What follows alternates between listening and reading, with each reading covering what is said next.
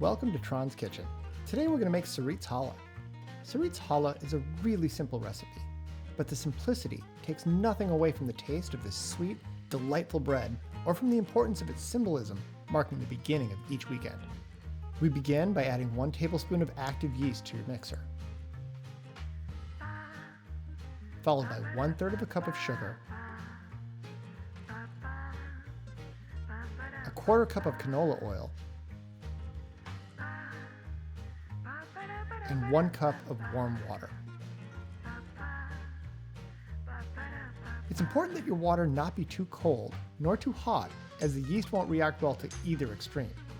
95 degrees Fahrenheit is the target temperature. I like to let the yeast proof for 5 to 10 minutes before we add our dry ingredients. This allows the yeast to activate, discover the sugar, and begin the fermentation process that's critical to a fluffy, delicious challah. After the yeast is nice and bubbly, you can add your dry ingredients. Start with 1 egg, followed by 4 cups of flour. Ordinary general-purpose flour will do just fine, but if you have bread flour handy, a 3-to-1 ratio of plain flour to bread flour makes for the perfect balance of fluffy and chewy. Last, add just a bit less than 1 tablespoon of kosher salt. We don't want to add the salt too soon, as it upsets the yeast and could affect how well the dough rises.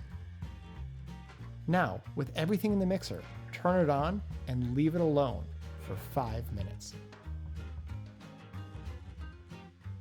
When you return, you'll find a smooth dough ball ready to rise. Take it out of the mixer, get it into a nice round shape,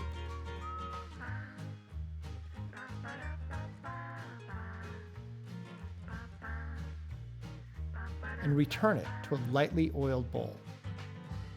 You'll want to cover the bowl with a damp towel and place it somewhere warm to let the dough begin to rise. Let it rise anywhere from 2 to 12 hours. The flexibility of the rising time is one of my favorite parts of this challah recipe, since I can make the dough in the morning before work, and my wife can take over when she gets home from school in the afternoon. Once your dough is risen, it's time to shape your challah. Traditionally, challah are braided from 3 strands beginning in the middle. The technique is very simple.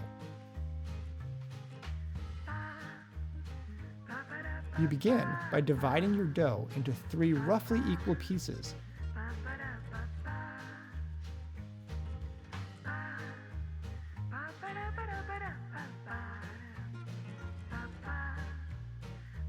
And rolling each into a strand the diameter of a silver dollar.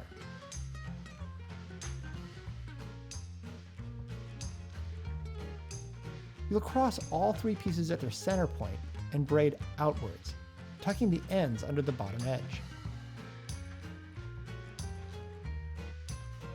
You'll then place your shaped challah onto a baking sheet lined with a silicone pad or parchment paper.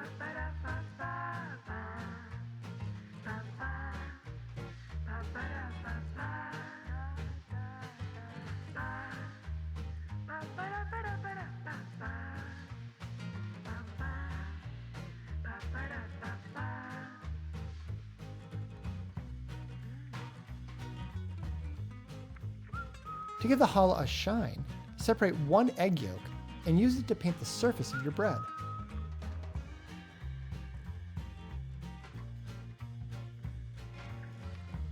If you like sesame seeds, sprinkle a handful over the egg-washed challah. Bake it at 350 degrees for 30 minutes, and you'll have a beautiful, delicious bread, perfect for the best French toast you've ever made. Enjoy!